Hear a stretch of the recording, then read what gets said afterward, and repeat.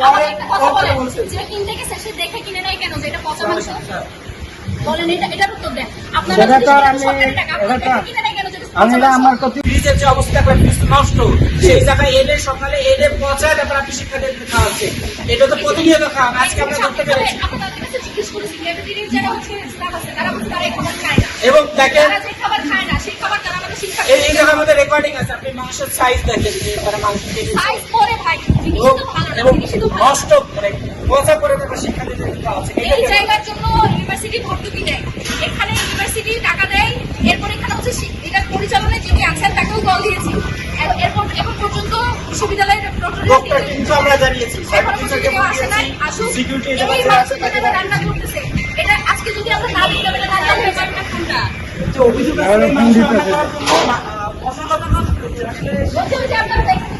মশলা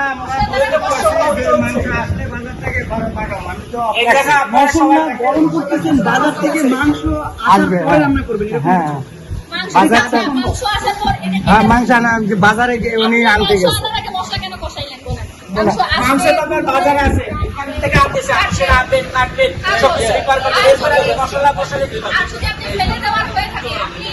আমি তো এটা বাতিল করে দিছি, বাতিল করে দিয়ে আমি এই বাজার করতে তারা আমি বানাইছি।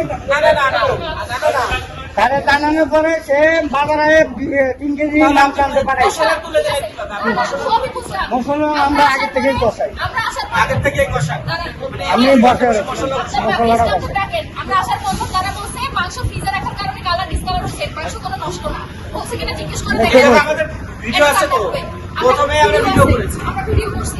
তারা বলছে যে মাংস নষ্ট না ফ্রিজে রাখার কারণে। তারপর যখন এই কালো কালো দাগ দেখাইলাম, তারপর বলছে, তারপর আরেকজন এসে বলছে যে এখানে হচ্ছে তারা আরেক খাবার আনতে পাঠাইছে। তাও 30 মিনিট পরে জানাইছে তারা মাংস আনতে পাঠাইছে। এটা তো 30 মিনিট পরে আমি মাংসটা ওরা যখন ধুয়ে আমার কাছে দিছে, আমি তো ভাবছি আমি প্রত্যেকটা জিনিস আমি পরীক্ষা করি। আপনি আসার আগে তারা বলেছে এটা রান্না হবে ফ্রিজে করে রাখার কারণে ডিসকালার হয়েছে। অনেকে কে বলছে, আমি তো সঠিক বলতাম না। আবার আরেকজন বলছে ধোয়ার পরে নাকি পচা বুঝতে পারছে না আমি যখন নাকি ওরা ধুয়ে এখানে আনছে তখনই আমি বলছি যে এটা চালান যাবে না, এটা বন্ধ হইতেছে।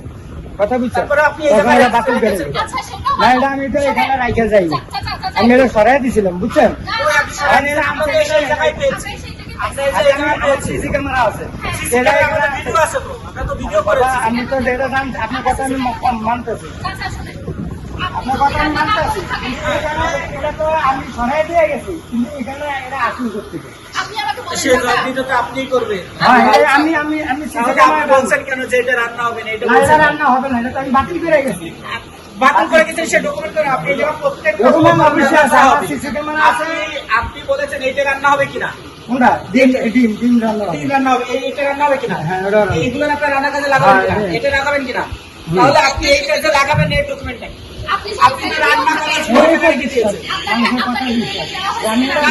আপনার বিশ্বাস কি হবে? পচা মাংস আপনি মানুষের কথা আমি তো দেখি বাতিল করে দিই। আমি যে বাজার থেকে মাংসটা যে আসতেছে ওরা দেখলে তো আপনি ফরমান করবেন কেন? আপনি পরে বলছেন যে কিনতে গেছে সে দেখে কিনে নাই কেন যে এটা পচা মাংস? বলেন এটার উত্তর দেন। আপনারা আমি আমার কর্তৃপক্ষ যে সে জবাব চাইব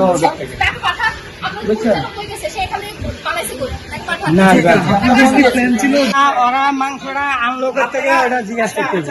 আপনি স্বীকার জানান পচা মাংস কিনে নিয়ে আসছেন, এর পচাইছে সেটা বলেন, ক্লিয়ার করেন।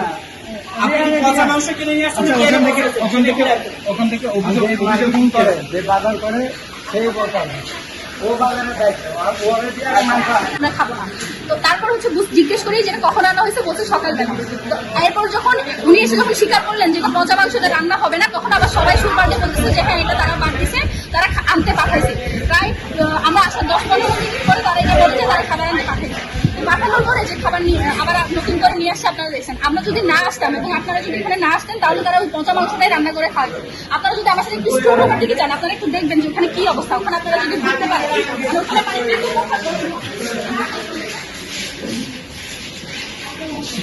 এটা না আপনাদেরকে তো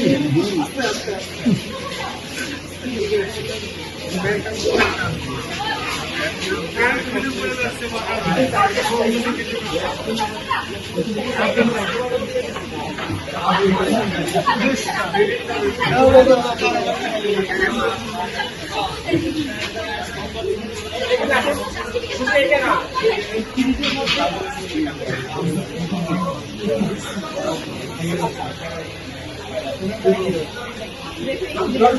আচ্ছা ওর ভিতরে